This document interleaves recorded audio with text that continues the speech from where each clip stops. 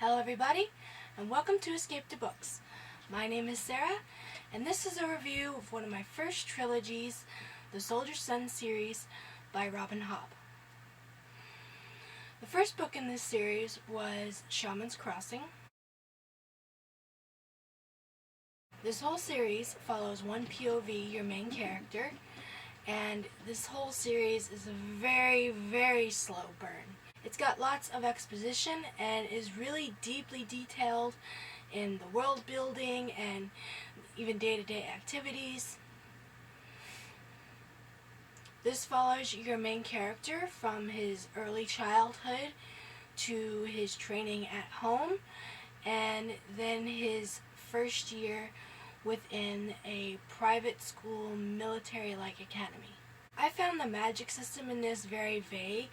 While it is in there and little bits and bobs are explained, the part of the magic that pertains to our character is on purpose very vague because not only is our main character not knowing what to do, but also we don't know what he's supposed to do.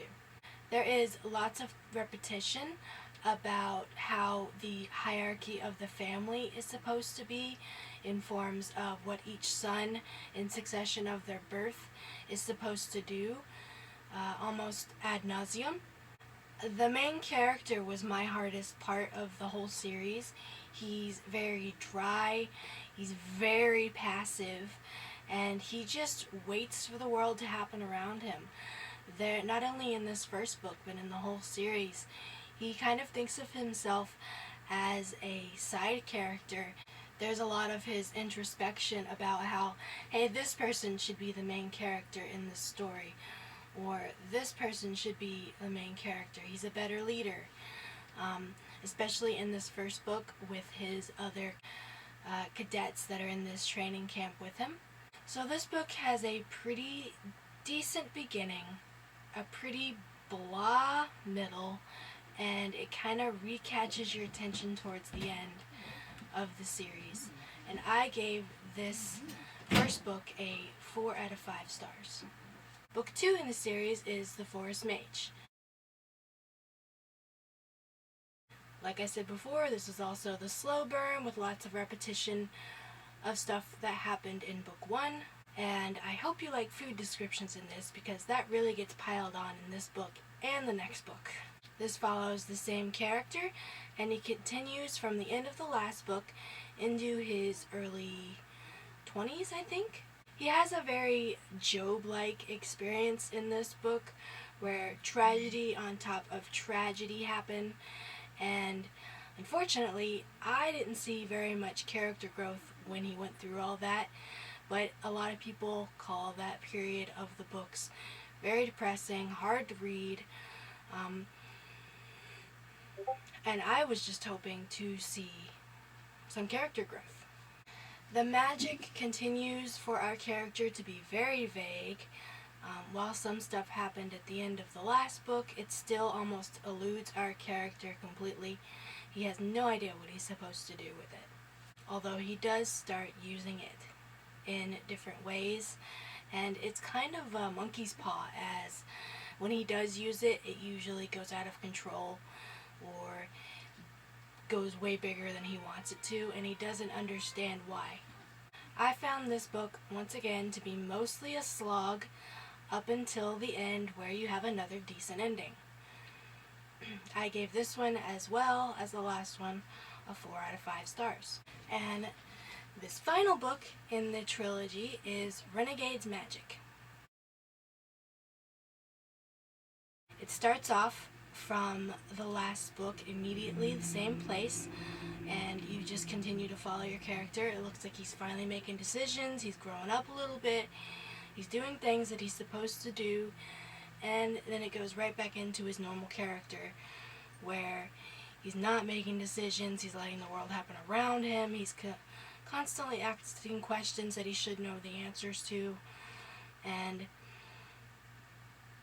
it does finally come to a head and kind of take a turn where you spend about a year or so with a newish character. I don't want to give too much away, so I'm just going to say he's a newish character And it's almost like you're getting pushed into a different story.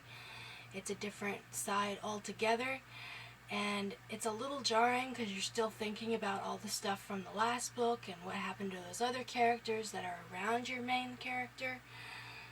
And you want to know what's happening, but it doesn't seem like it's ever going to get back to that. Just like in the second book, this has lots of food descriptions, and I would not recommend this if you're hungry. And even with this newer character, you still have your main character from the other two books kind of in the background. His same asking questions he should know the answer to.